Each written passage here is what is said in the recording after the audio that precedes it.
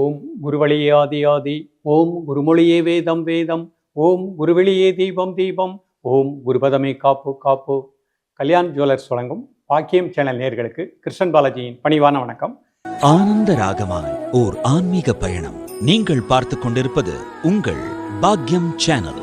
வழங்குவோர் அன்புடன் கல்யாண் ஜுவல்லர்ஸ். இது உங்கள் பாக்கியம், எங்கள் பாக்கியம். நேயர்களே, தேகம் யோகம் பாக்கியம் என்ற நிகழ்ச்சியின் மூலமாக உங்களை சந்திப்பதில் மிக்க மகிழ்ச்சி அடைகின்றேன்.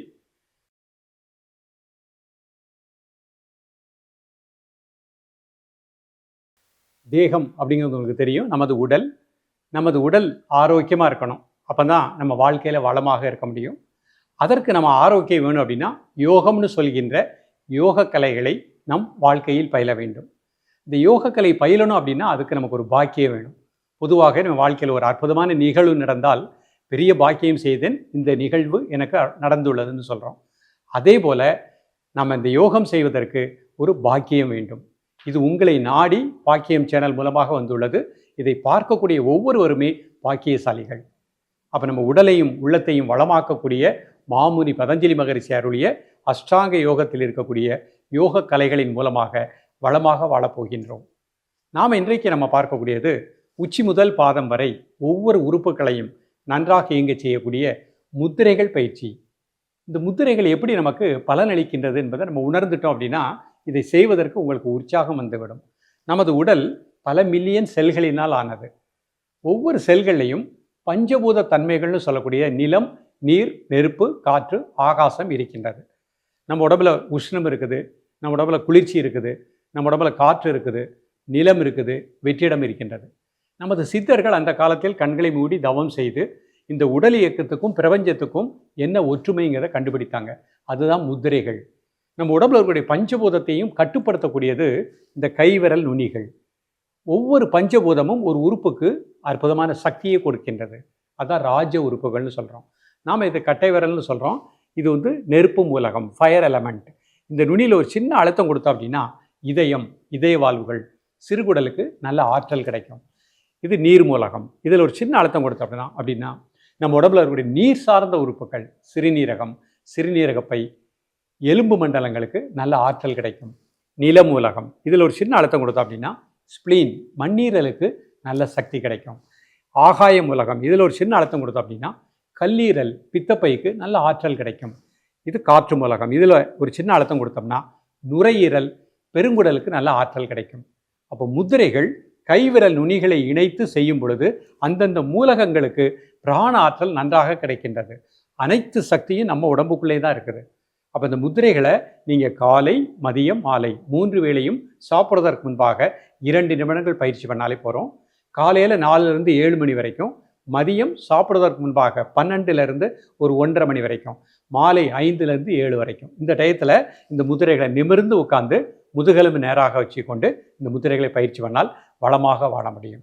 நம்ம இன்றைக்கு பார்க்கக்கூடியது உச்சி முதல் பாதம் வரை. முதல்ல மூளை நரம்பு மண்டலங்கள், மூளை செல்கள், இதனை நன்றாக இயங்க செய்யக்கூடிய முத்திரைகள் பார்க்க போகிறோம்.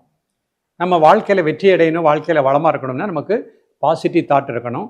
எப்பொழுதுமே மூளை செல்களுக்கு பிராண ஆற்றல் கிடைச்சிக்கிட்டே இருக்கணும். யாராவது ஒருத்தர் ஆக்சிடென்ட் ஆகி கீழே விழுந்து தலையில் அடிபட்டுச்சுன்னா ஃபஸ்ட்டு மூளைக்கு பிராணன் போகுறது தடைபடாமல் இருக்குதாங்க தான் ஃபஸ்ட்டு பார்ப்பாங்க.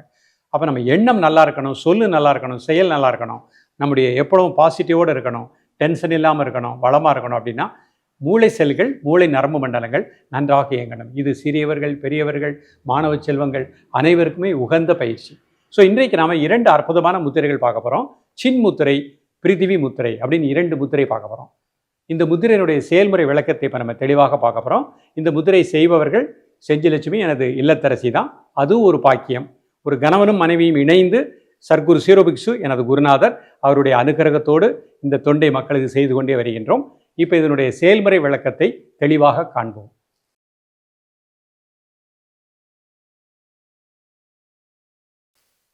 நேயர்களே, முதல்ல இந்த மாதிரி நிமிர்ந்து உட்காந்துக்கணும், முதுகெலும்பு நேராக இருக்கணும். அந்த முத்திரைகளை சரியான வழியில் செஞ்சிட்டோம்னா 2 நிமிடத்தில் முழுமையான பலன்கள் கிடைக்கும். இப்போ கண்களை மூடி மெதுவாக மூச்சை உள்ளழுங்க, மெதுவாக மூச்சை வெளியே விடுங்க. மூச்சு உள்ளழுக்கும் போது அடிவேர் லேசாக வெளியே வந்துடணும். மூச்சு வெளியே விடும்போது அப்டாமன் லேசாக உள்ளே போய்க்கிடணும். நீங்கள் பொதுவாக கை வைத்து பார்த்தீங்கன்னா நம்ம ராங்காக தான் ப்ராக்டிஸ் பண்ணுவோம். அப்போ அதை முதல்ல சரிப்படுத்திக்கணும். மூச்சை உள்ளே இழுங்க, வயிறு லேசாக வெளியே வந்துடணும். மூச்சு வெளியே விடுங்க, அப்டாமன் லேசாக உள்ளே போய்க்கிடணும்.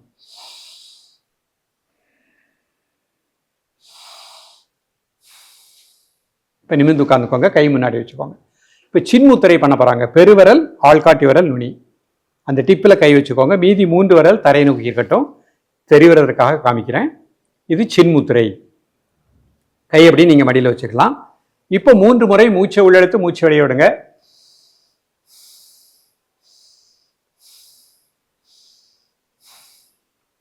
Normal breathing. உடல் ஆடாமல் அசையாமல் இருக்கட்டும். ஆசனம் அப்படின்னா நிலையான இருக்கை. அப்போ இது சுகாசன நிலை. அதனுடைய பலன்களும் கிடைக்கிறோம். கண்களை மூடி மூச்சில் அப்படியே கவனம் செலுத்துறாங்க. மூச்சு உள்ள போகிறது, மூச்சு வெளியே வர்றது, அது பிராணாயாமம். அந்த பிராணாயாமத்தினுடைய பலனும் கிடைச்சிரும். அந்த பிராணாயாமன் மூச்சில் அப்படியே கவனம் செலுத்தும் போது அது தியானமாக மாறுகின்றது. தியானத்தினுடைய பலனும் கிடைச்சிரும். இப்போ நீங்கள் இந்த சின்முத்திரை மூளை செல்களுக்கு நல்ல பிராண ஆற்றல் கிடைப்பதாக எண்ணுங்கள். காலை, மதிய, மாலை 3 வேளையும் சாப்பிடுவதற்கு முன்பாக 2 நிமிடங்கள் பொறுமையாக ரிலாக்ஸ் பண்ணிக்கோங்க.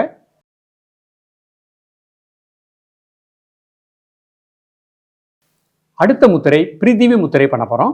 முதல்ல மூச்சை உள்ளெடுத்து மூச்சை வெளியே விடுங்க ஒரு 3 முறை.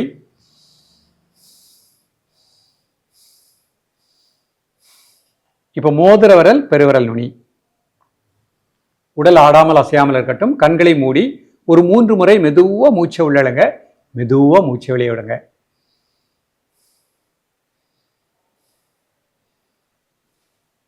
இப்போ இந்த மூச்சை மட்டும் அமைதியாக வாட்ச் பண்ணுங்க.